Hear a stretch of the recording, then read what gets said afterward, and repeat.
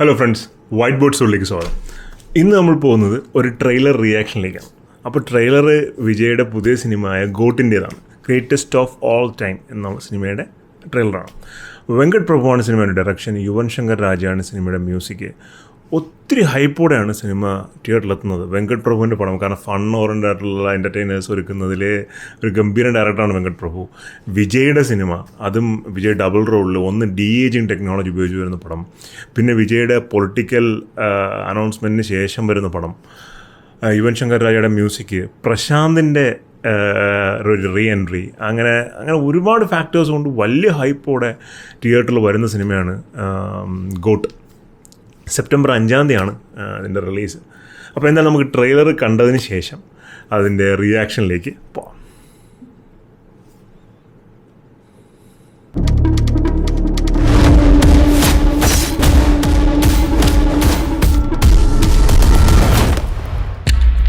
Guys, this is a new assignment. உங்களை lead பண்ண போகிறது ஒரு புது லீடர்.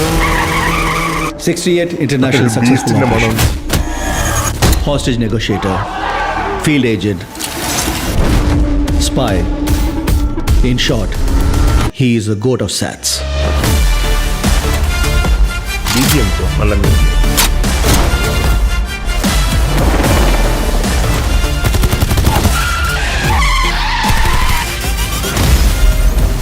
குழந்தை நல்லா இருக்கு, ஒன்றும் டென்ஷன் ஆகாத. எனக்கு குழந்தைய நினைச்சலாம் டென்ஷன் இல்ல, காந்தியை நினைச்சலாம் டென்ஷன்.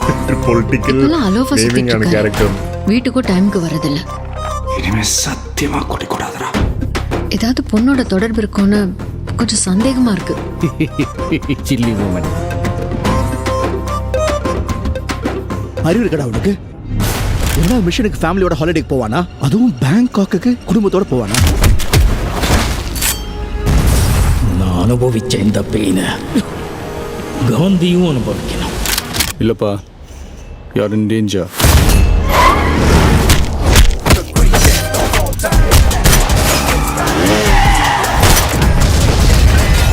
இது வரைக்கும் நிறைய பேர் காந்தி வேஷம் போட்டு பார்த்துருக்கேன். ஆனால் ஃபார் த ஃபர்ஸ்ட் டைம் காந்தியே வேஷம் போட்டு பார்க்கல. சென்னையில் ஏதோ ஒரு இடத்துல பாம்பு வைக்க போகிறாங்க.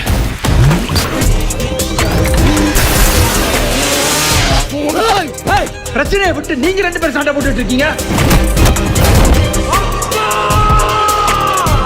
உன்னால முடியல, நான் சொல்லு, நான் போட்டேன்.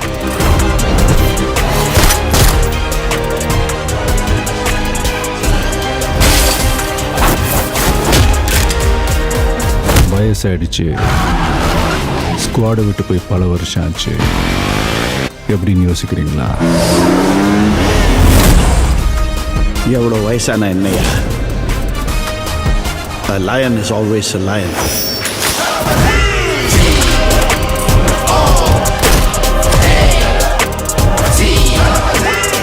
Do you think you can stop me? Do you think you can stop me? No one can stop me. Marudhamalai மாமணியே முருகையா, தேவனின் குலம் காக்கும் வேலையா ஹையா. അപ്പോൾ സെപ്റ്റംബർ 5 പടം റിലീസിന് വരുന്നത്.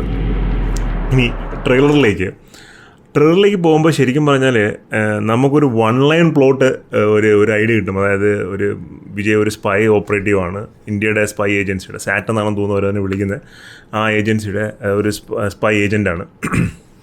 അപ്പോൾ അദ്ദേഹം ഇപ്പോൾ റിട്ടയർ ചെയ്തിരിക്കുന്നു. പിന്നീട് റിട്ടയർ ചെയ്തതിന് ശേഷം ഏതൊരു വില്ലൻ റിവെഞ്ച് എടുക്കുന്നതാണ് പിന്നീട് അതിൻ്റെ പ്ലോട്ടെന്നാണ് എനിക്കൊരു അസംഷൻ കിട്ടിയത്.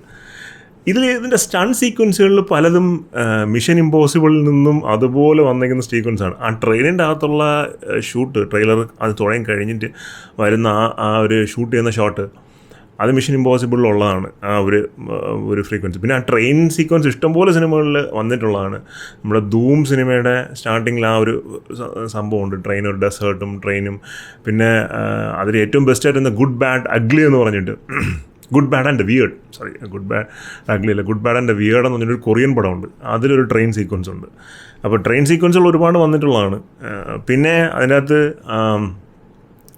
ആ ഒരു റൗണ്ട് അബൌട്ടിൽ ആ കാറ് ചേസ് ചെയ്യുന്നതൊക്കെ മിഷൻ ഇമ്പോസിബിളിൽ വന്നതാണ്. നമുക്ക് ടോം ക്രൂസിൻ്റെ ലാസ്റ്റ് പടത്തിൽ പുള്ളി ഒരു കാർ എടുത്തുകൊണ്ട് പോവുകയും ഒരു മഞ്ഞ കളർ കാർ എടുത്തുകൊണ്ട് പോവുകയും ഒരു ഫിയറ്റ് 500 ആണെന്ന് തോന്നുന്നു എടുത്തുകൊണ്ട് പോവുകയും ഒരു മെട്രോയ്ക്കകത്തൊക്കെ ഇടിച്ചിറക്കും. അങ്ങനത്തെ സീക്വൻസുകളൊക്കെ ഇതിലുണ്ട്.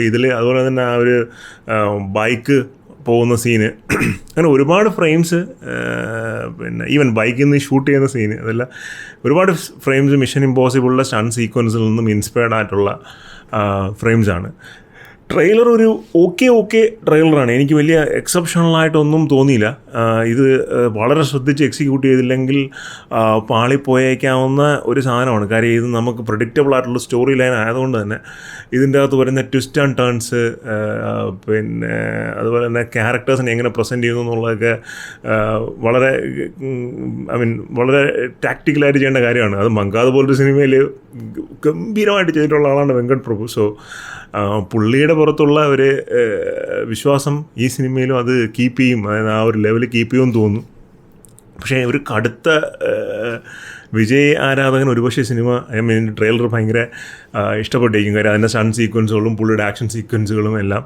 ഞാനൊരു വിജയ് ഫാനാണ്, പക്ഷേ കടുത്ത വിജയ് ആരാധകനൊന്നുമല്ല, ഒരു വിജയ് ഫാനാണ്. പക്ഷേ എനിക്ക് ട്രെയിലറിൽ ഓക്കെ എന്നുള്ള നിലയിൽ മാത്രമേ തോന്നിയുള്ളൂ.